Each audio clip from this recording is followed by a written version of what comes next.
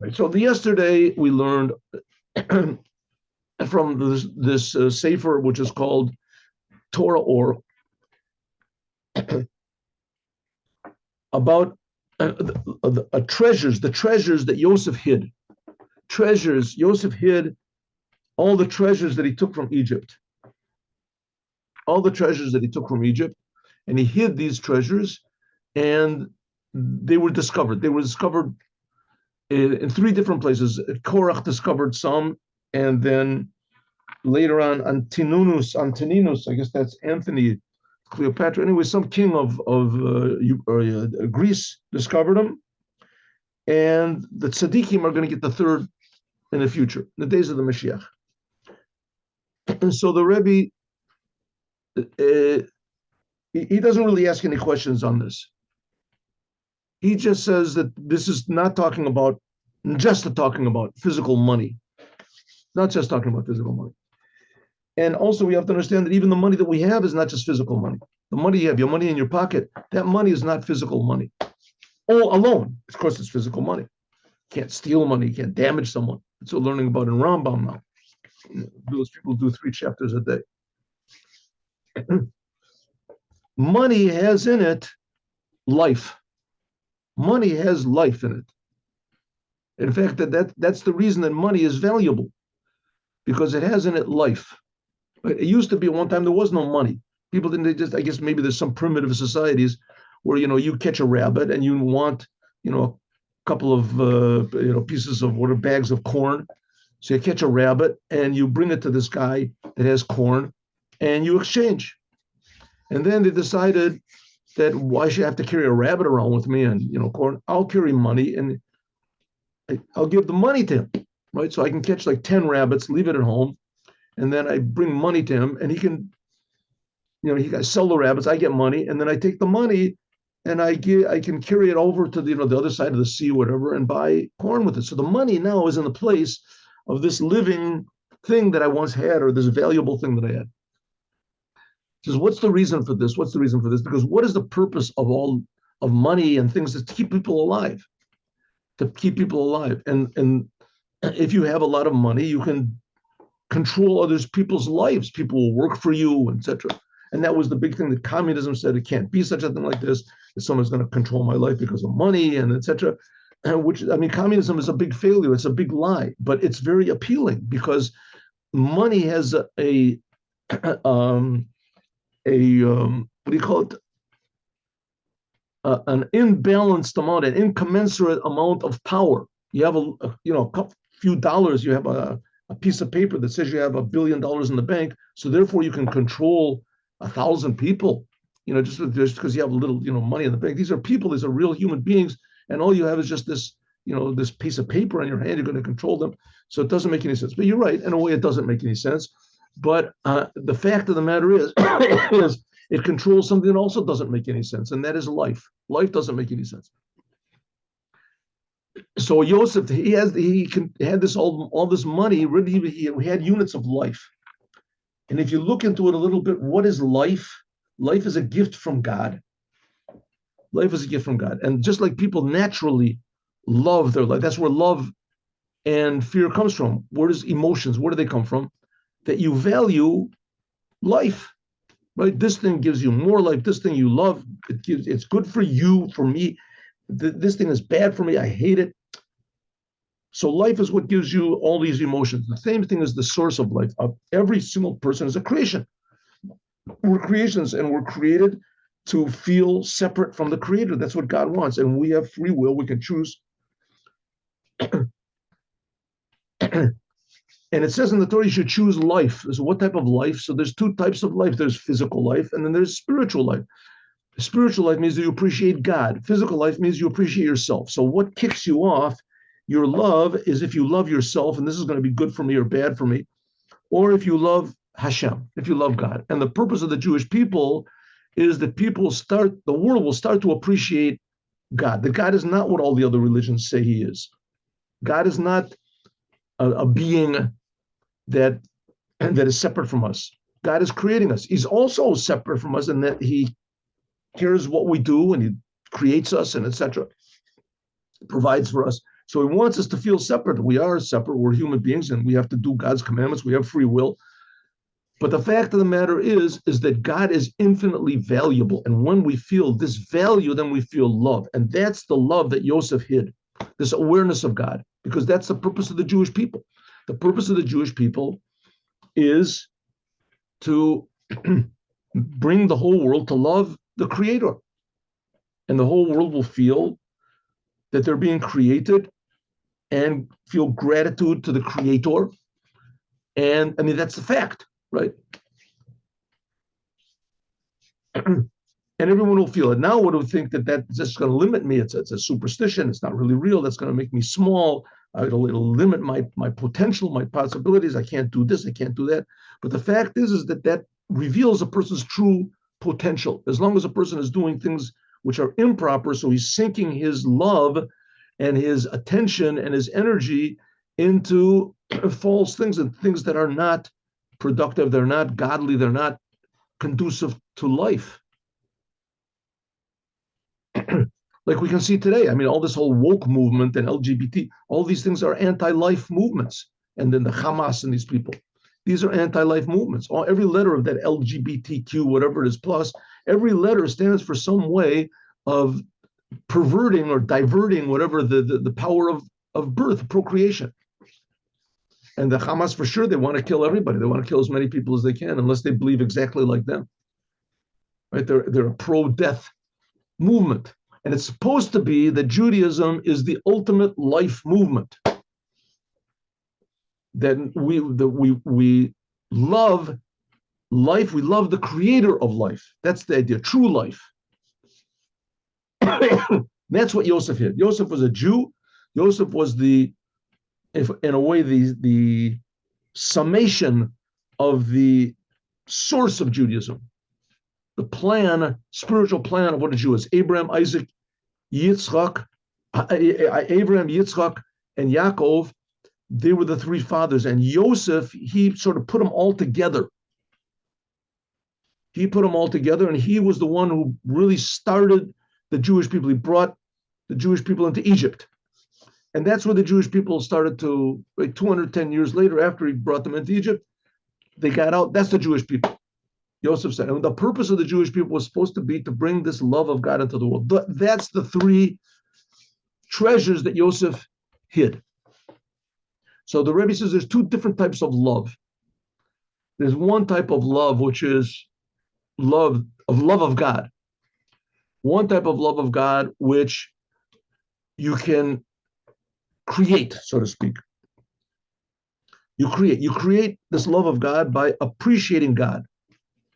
Right? You feel separate from God. You feel a normal human being. You don't feel God, but you think about it until you come to serve God.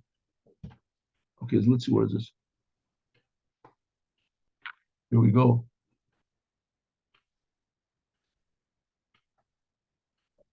Oh, and the Rebbe said it's something like planting, like seeds, like vegetation grows in the world. The majority of the world is the vegetation. The majority of vegetation in the world, I'm not a scientist or anything, but I would estimate, let's say, 500 times as much of the vegetation in the world is just growing wild. And vegetation that grows wild is much greater and bigger and fertile than vegetation which is cultivated, which is called. I'm not. Maybe I'm wrong with saying this, but nevertheless, the majority, for sure, of vegetation in the world grows wild in forests, in jungles, but just growing wild. And there you have these huge trees and massive whatever it is, Venus flytraps or whatever those things are called. All sorts of vegetation grows all over the place. Right? Vegetation grows wild. That's natural. That's already natural. You don't have to work on it. It's already there, but it's wild. And then you have vegetation that you plant. You make it, right? The field isn't it? So it's the same thing with these two types of love. One type of love is a revealed love, but it's much smaller. But it's revealed. It's orderly. You can reveal love of God because you have reasons to love God. Reasons. I love God.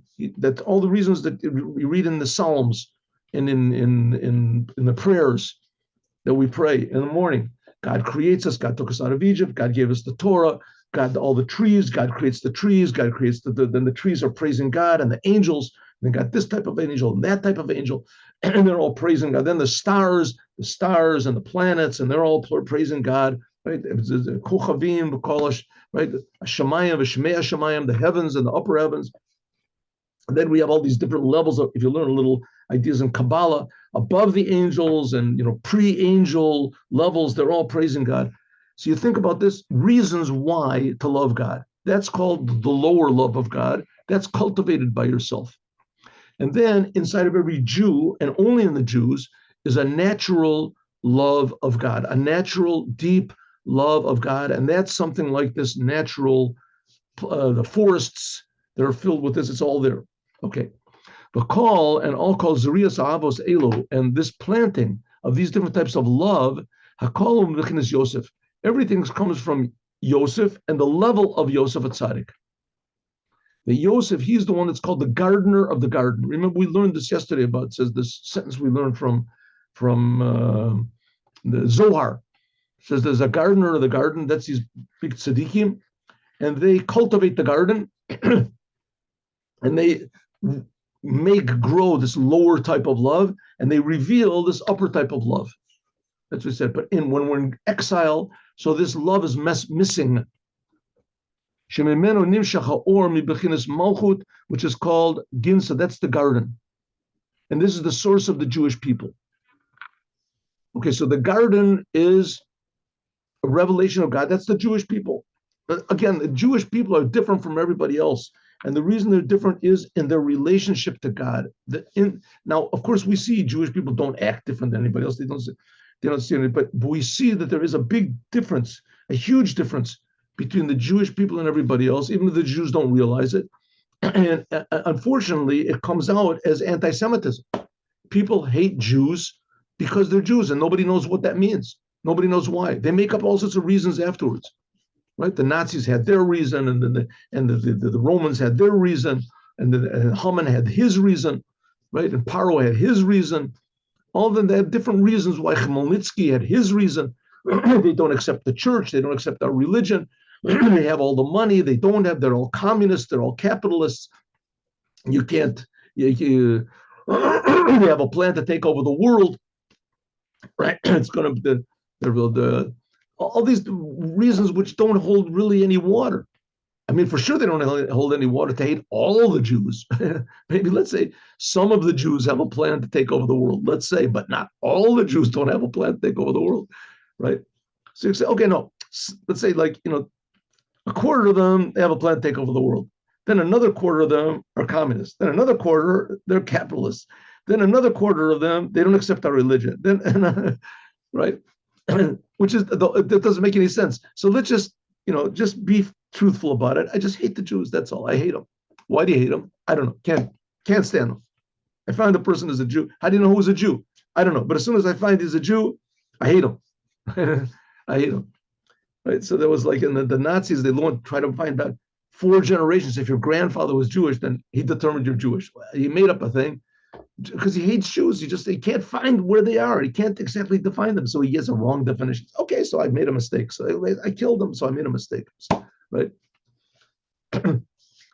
So the point is, why do really people hate Jews? Because they have hidden down deep inside of them this appreciation for the Creator, for reality. The Jews are potentially living in a real world, and they want everyone else to live in a real world. And everyone else says, listen, I'm doing fine, leave me alone. Right? I don't want to live in a real world. I'm doing okay. I go to church, I go to the mosque, wherever I go to, and I don't go, just let me do whatever I want.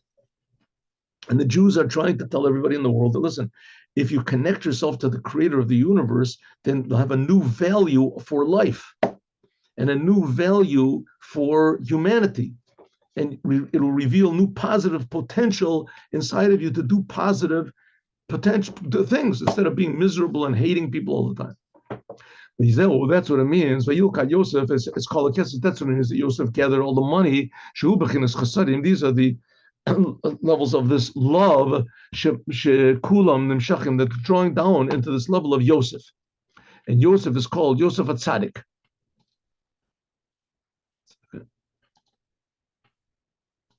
Yosef is called Yosef HaTzadik. The word Tzadik is this aspect of Yesod. It connects. The Tzadik is the place of circumcision in a Jew. It's the connection between, and here in a Jew, it's the connection between the husband and his wife.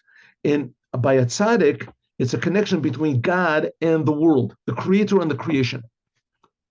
That's the covenant. A tzaddik is a person that's totally devoted to the creator all the time, which anyone can do. I mean, everyone should do. Whether everyone has the ability to do it or not, that's a different thing. That's in the time. We're talking about Jews. Yosef was a tzaddik. Every Jew has the ability to connect to the creator of the whole entire universe with love. And that's Yosef HaTzadik. He brought this into the world. Torah Or Kadma. This is what's called the primordial light, which God created on the first day, which was hidden for tzaddikim, shu nimshach, which is drawn into this level of Yosef, which is called Tzadik Elyon. Yosef is called Tzadik Elyon. That's this aspect of Yesod.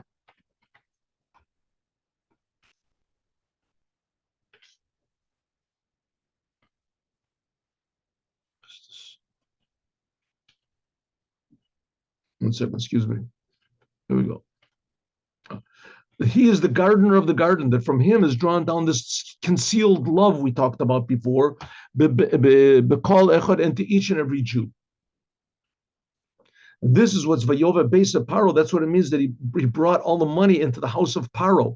Paro is the level of Malchut, kingship, which is called Gensa. That's called the garden. The Alma de Esgalian, the world is revealed. Paro means to be revealed. Priya. This is the source of the Jewish people. Right? We're talking about it in spiritual now. Everything in the Torah is inside of each and every one of us, especially inside of every Jew. The Torah is given to the Jews. So Paro is bad, but the source of Paro is a good thing. And this is what's called the revelation of godliness to the source of the Jewish people. V'zeo, that's what it means in Shlosh Matmanios. This is the three treasures, the hidden treasures that Yosef hid. Namely, two of these treasures, we'll see, there's different opinions. The Rebbe doesn't explain why it was to Korach and Antoninus. That also must have a spiritual source, but he's talking about these are the three hidden, basically two types of love: the concealed love, which we talked about, which is in every Jew, and the revealed type of love, which we can reveal only by means of thinking, contemplation. It's known in the writings of the Arizal that chesed, this level of chesed, of love. 1 second, where does this go up to? 1 minute. That chesed, is divided into three levels. Hainu shlish elyon, the upper third.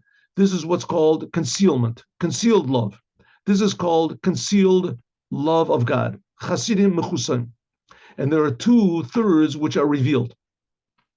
And this is the idea of the three hidden treasures we talked about. The 2 of them were revealed. She'eim beit shlishi amid galan. These are types of appreciation of God that you can appreciate by means of contemplation, thinking about God, appreciating God as though he's something separate from you, but you have all these reasons to love him. But the upper third, this is only for the Jewish people. And this is the Bechinas Chabad, level of Chachma Bin and Dat, that this is covered and concealed. This is a type of love which is natural inside of every Jew. You also reveal it by thinking, but it's a gift that comes from above. The Yitgalal Tzaddikim, this is what's going to be revealed to the Tzaddikim in the future. Tzaddikim are people, they don't do what they want. They don't want to do what they want. They don't have any desires for anything outside of the Torah. They don't have any desires. The world doesn't trick them at all. At all. They're totally empty for what the Creator wants. Like a person is a composer of music or something, right? People go to university to know how to concentrate on mathematics or on medicine. So no strange thoughts come into their mind. how to concentrate on music, right? So that they receive these ideas and inspirations and how do you say realizations of what to do and understanding. The same thing was with God. There's people that they think about the Creator and being created all the time. And why is the Creator creating the tree? And why is He creating this rock? And why is He creating everything in the world? That think that those are the tzaddikim, and then God gives them the gift. He reveals them this hidden love, like it says, Or Zerul Tzaddik. This is love, which is planted deep inside of the Jewish people and revealed by the tzaddik, by the tzaddikim. That's the level of the Or Kadma. That's this primordial light which was hidden for the tzaddikim. But calls out all this hit me Yosef, and Yosef hid all these different types of appreciation for God. Shehu bechinas yesod. Yosef is the level of yesod, like we said before. He's the connector to Shabo, that in him was drawn all this kindness and love, which is like known to the people who Yudeichen, the people who know secrets. Okay, so that's what's talking about this concealed life. Let's see, we will do the parentheses here. 1 minute. Maybe we can also say that the revealed love, this is what we call the big love, that these types of love, the love that's concealed and the love that's revealed, these are the two levels of love we talked about before, which is called great love and love from the world, Ahavat Olam. Great love is the love of God that every Jew senses automatically makes him a Jew.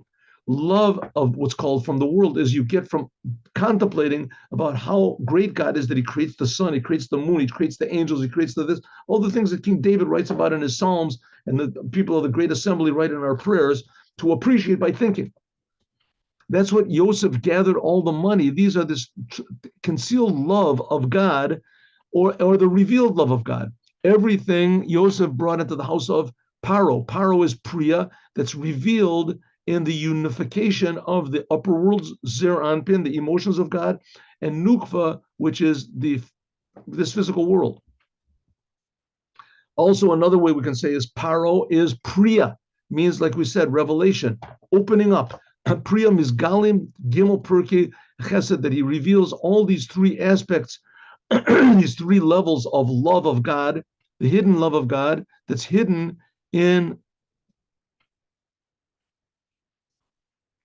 Eitz Chaim, in the book Eitz Chaim. They're mentioned in Eitz Chaim. That's the the Kabbalistic book we talked about. Everything is one, like we said. So maybe we can say it's the revealed love, the hidden love, or maybe all of it becomes revealed by me. Okay, he says, look what it says in the Zohar, and it brings other places. An extra explanation.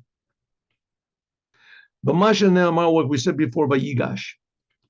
It says that in the future, when the whole thing of Mashiach, Aliyat HaMalchut, that the world will be elevated, Lamaila, above Mizer Anpin, above God's emotions. Okay, what does it mean? Nowadays, there's the world, and God is above the world, right? God is above the world, and people can become all confused. What exactly is God? And this religion says God is like this, and this religion says God is like this. And this religion says God is how this guy explained it, and one says, no, this how God, this guy explained it. And they have to believe in this set of rules and this set of practices and this set of rituals and this way of thinking and that way of thinking, and you have to pray to this person, and it says you have to pray to this person. And everyone has their own ideas because this world is revealed, and it's the world. There's no godliness in this world, and God is spiritual. That's Zer Anpin. Zer Anpin means small faces. That's the emotions of God, the beauty of God, the power of God. All these things are concealed from us. And religious people, they direct themselves to what's above, to the emotional aspects of God. And because it's hidden, so you can make all these mistakes. But in the future, it's not going to be that way. It says in the future, there's going to be Malchut, which is this physical world, will be above the spiritual. You won't be able to make any mistakes. It will be clear as day what God is. That God is creating me, He's creating the whole world, He's creating everything. From the world, you can appreciate from the world the certainty that God exists. Then you can appreciate lower aspects, God's love, God's different aspects of God. Maybe we can say it's something like, I don't know, I'm just making this up, but maybe say, like a person has children. If you don't have children, you don't really know what this means, but you have children. So sometimes you have children that are less successful and are a little more successful. And you take great pride in the children that are, more successful at doing things, and people know, oh, you're the father of this. Yeah, you're the father of this. Oh, he's your son. Well, this is it. But any parents who are true parents, they love their children because they're their children. It doesn't make any difference what, right? Does what they are, what they do. They love the child because he's a child. And from the fact that he's a child, then you appreciate even more his popularity, his wisdom. But the main thing is that he's a child. He's my child. My child. It's not my possession. Right? And there's a connection between a father and a son, a mother and a child that's incomprehensible. Not like the psychiatrists and Freud and all these sick guys say, right? That it's all psychological and everything is selfish, and it's not such thing. Everything is not selfish. There are true connections. There's true love. There's such a thing as true love, which is unexplainable. The true love comes from the fact that parents have children. That's why these people, these woke people, are so, they're death. It's a death movement, and it's foolish because the greatest truth that can be revealed is by having children. The greatest, having a human being, another human being, right? And from that comes all love. That's all. That's what people are. Where do people come from? They come from children. People are giving birth to children.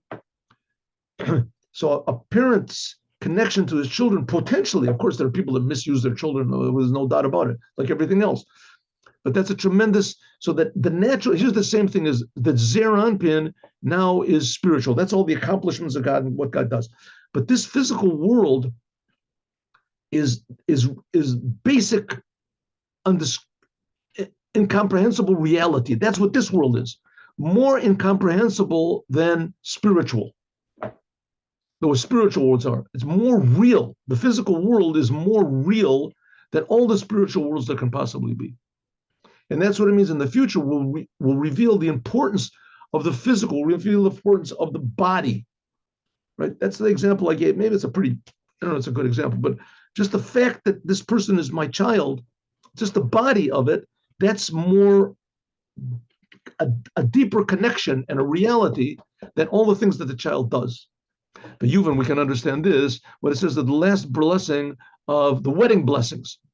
What is the wedding blessings? There's 7 blessings that are said under the wedding canopy for a bride and a groom. The last of these 7, it says, Meher Hashem Elokeinu, Yeshama should be heard in the cities of Yehuda and outside of Jerusalem. And it says, Baruch atah Hashem mesameach chasan im hakala.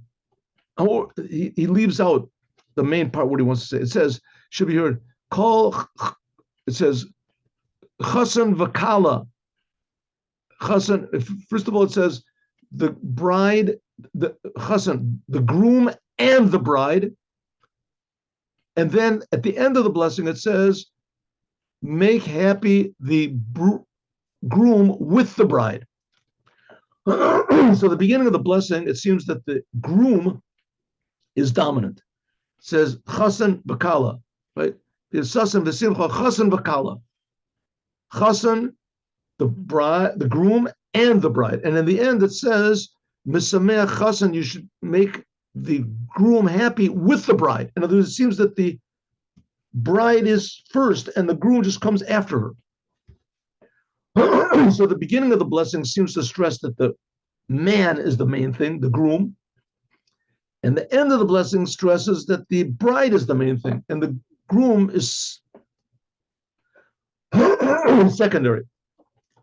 Says the Rebbe, we have to understand, why do we change the language of the blessing? In the beginning, it says, Mesameach chasan v'kala. It says, God makes happy the groom and the bride. The groom is first. And afterwards, it says, he makes the groom happy only with the bride. Bride is first, and then the groom.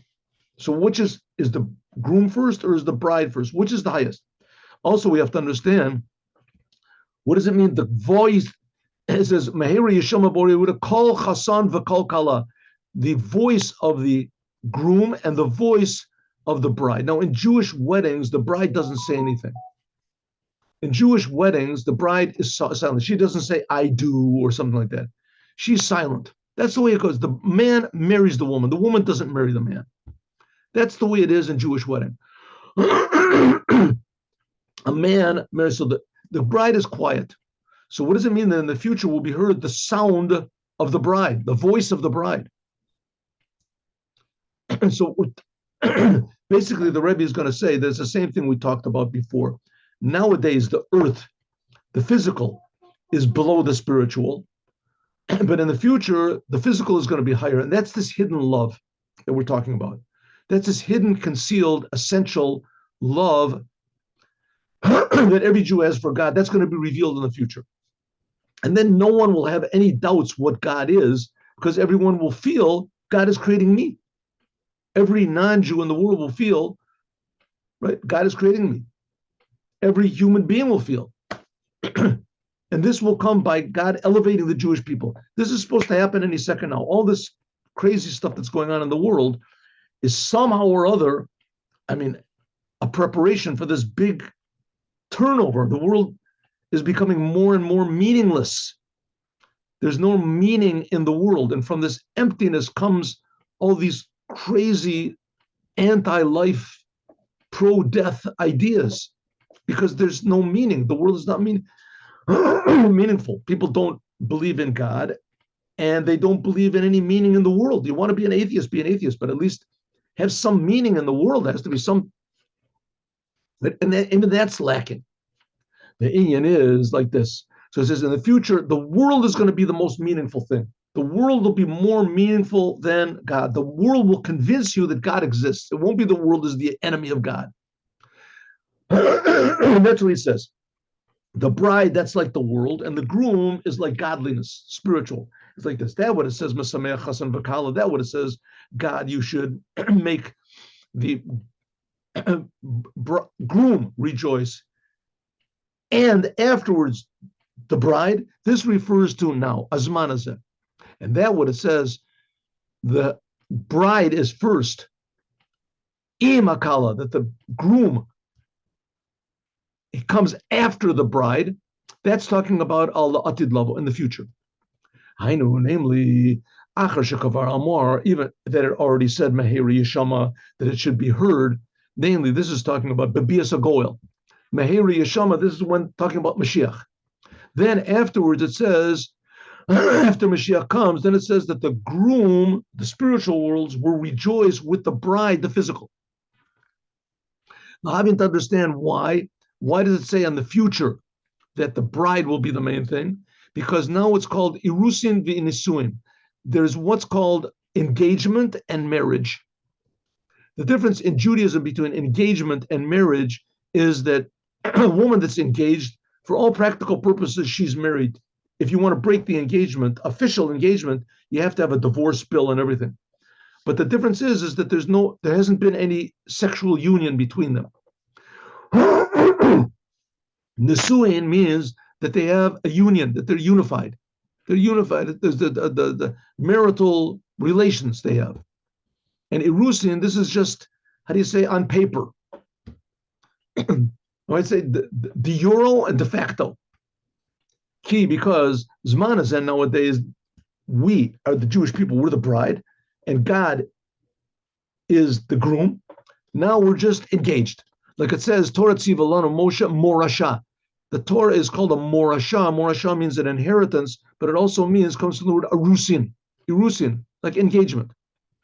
Al Tikra says, don't say Morasha, that it's an inheritance, but Mo'urasa, that we are engaged. Like it says, Biyom Chatanuto, King Solomon said, the day of God's marriage, that was the giving of the Torah. But it was in the day of the wedding, that's not really the marriage. That's only Arusin, that's only engagement. The marriage comes when the husband has relations with his wife.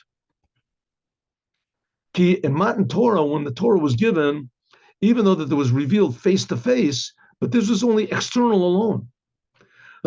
God told the Jews what he wants, excuse me, what's forbidden, what's permissible. But in the inside of the Torah, the true connection of God with the Jews, the true godliness of the Torah, which this is the oneg Eloki, this is the pleasure of God, which is in the Torah. This is not revealed. When Jews do what God wants, God gets pleasure, but this was not revealed. Just what's revealed, what we have to do. Back then, when the Torah was given, until Mashiach comes, Nish'ar bebechinas makif, it was surrounding us from above. We knew God exists. We knew God is good. We knew God took us out of Egypt. We knew God gave us the Torah. We know God loves us, but we still feel ourselves. We don't feel that my whole being is coming from God. That's why they worship the golden calf. Harizet Doma, this is something like an engagement. There's no inside connection. There's no intimate connection yet. Raka ora chitzonis is just external. The bride knows this is my husband. The husband knows this is my bride, but there hasn't been any intimacy between them. The same thing when God gave the Torah. The Jews knew this is my God. The God knew the Jews are my people, but there was no intimate, real connection. That's why, like I said, the Jews were able to worship the golden calf just a few days after they got the Torah and heard from God, don't worship. Kol Ikara Or, all the light of God was just in a surrounding way, like a tabat kedushin, something like the wedding ring, which is a gul, it's round, and it surrounds on the finger. But in the future, then there'll be an inner revelation of the Torah, that we will feel that the Torah is pure godliness. We'll feel the godliness of the Torah. We'll feel that the same God who's creating me that's the one who gave the Torah. That's the reason why he's creating me. This is the pleasure, Elyon. This is the tremendous pleasure, inner pleasure of the Torah. That's like this hidden love we had that we talked about before. Then it's going to be in a way of marriage. Like it says, it says that your husband that has relations with you, he makes you his wife. Ha'isha niknes is the woman, she's possessed by the husband. The husband, so to speak, takes her. This is also after Shekavar or bebechinas panemius. This is after the inside, after the light goes inside. Okay, so what does it mean? It means that nowadays we have what's called an external connection with God. It's like being engaged. We're still dependent on God unifying with us. But after the marriage, then practically the woman, she becomes the main thing of the home. For the woman, that's the whole foundation of the home. She gives birth to the children. That's the whole reason people get married. The only commandment to get married is in order to have children. That's what it's supposed to be. She's the one that brings up the children. She educates the children. The whole thing. So in some ways, the woman becomes the dominant thing. She becomes the giver, so to speak. It's known that in the time of exile, Malchut, this world receives by means of Zeranpin, the spiritual worlds, what it receives by itself from what's called Ema, from God's Bina. Like it says, Ba'atera Shatara Lo Ima. On the day of the giving of the Torah, King Solomon describes it that it was a crown that his mother put on his head. That from the upper worlds, Shataralo, Shahu Mashpia, that the upper worlds they give to Malchut. The upper worlds give below. We have to be crowned. Aval Bad La'atid, in the future, Ne'amar, it says, Eshet Chayla Teret Bala. It says that a woman of valor is the crown of her husband. And Mount Sinai, we Jewish people, we receive the crown on our heads. We're the bride, we receive the crown. But in the future, it says that a good wife is the crown over her husband. Shetiya Malchut, that this physical world will be the crown over the spiritual worlds. Shetita Leyoter, that it'll raise up even more than it. Okay, now it's so for the Chilasa, we'll see that this world is more miraculous than the upper hidden, the worlds that are hidden now. But that's the reason why the rabbis say Atidin Sadiqim, that in the future it says that to Sadiqim, it will be said before them kadosh, they'll be called holy. Shalom. 1 minute. 1 minute. They'll be called holy. Therefore, now in this time it says, Misameach Chasan V'Kala. Now in the time of exile, it says that God makes happy the groom, that's the spiritual worlds. And after that, the Kala, that's the Jewish people. That's the bride. That the Kala, that's the level of Malchut, it receives by means of the Chatan, the upper worlds that are called Zerant and the emotions of God. But in the future, after the physical world has revealed its true nature, then it says that God will make happy the groom after the bride, with the bride. The bride will be first, and the groom will come afterwards. Sha'al Yadei Akala, by means of the bride, becomes the groom becomes happy. The bride is the physical world that will give meaning to the upper worlds. Because she'eshet chayil, because the woman of valor, namely this physical world, becomes the crown of her husband, which are the spiritual worlds. Like we said before. That's why we said Meheri Yeshama Kol Kala. That's what it means in the future. We will hear the voice of the bride. Because now, in the time of exile, it says, Nelamti Dumia. King David says the world is quiet. The world, the physical world, the Jewish people are quiet. You don't see any godliness coming from them. They're quiet. It's silent. As though lo yiftach piv, as though the world has nothing to say about God. The Jewish people have nothing to say about God. Right? Lochi, and therefore hachatan, the groom, he is the one who speaks. Hari at mekudeshetli, and he says, "You are married to me." And the kala, she's quiet. That's the way Jewish weddings go. But in the future, kishetala mala mila, when this physical world reveals its true source, and then malchut, which is this physical world, it elevates to the highest. We'll see that the only reason that there are these spiritual worlds is because God wanted to create a physical world, and not only He's creating. The only reason God is creating the physical world, the spiritual worlds, is because He wants to create this physical world. The spiritual worlds are just a means to the main thing, which is this physical world. When that's revealed, then it'll be Gankein Hashpas, Nikra Kol Kala. Then our main inspiration for loving God will come from the physical world, from ourselves. That's this hidden treasure that Yosef hid, this hidden love. Kamoke and similar will be understood in Shmon Esrei. Nowadays we say Shmon Esrei, the silent prayer is quiet. This is only now because we're requesting things from God. But in the future, when the physical world is elevated, then it'll be mashpia. Then the Shmona Esrei that we pray, it won't be that we're requesting things from God. It'll be things that we're giving to the world, blessings that we're making. Just like the male will be like the male himself, the physical world will become not the receiver, but the giver. Then the Shmona Esrei says there'll be a loud voice when we say Shmona Esrei, and then the Kol Kala, then the Kala, the bride, the one who's receiving now this physical world. The lowest aspect will be the highest in the future. How this is going to be, we have to see. Any second that should happen. But everyone should open up their eyes. I mean, the world is just getting so ridiculously, how do you say, suicidal. Suicidal. It's just destroying itself. And people are enjoying it. Right? They're enjoying it. It's quite amazing. It's quite insane. How the world is going. And so any second now, the true meaning, the true value of this world, the true love of God will be revealed in the fact that He's creating this world. That's the hidden level of love that Yosef hid and concealed for us. It should be revealed any second now, any moment. All right, now let us learn the Devar Malchut.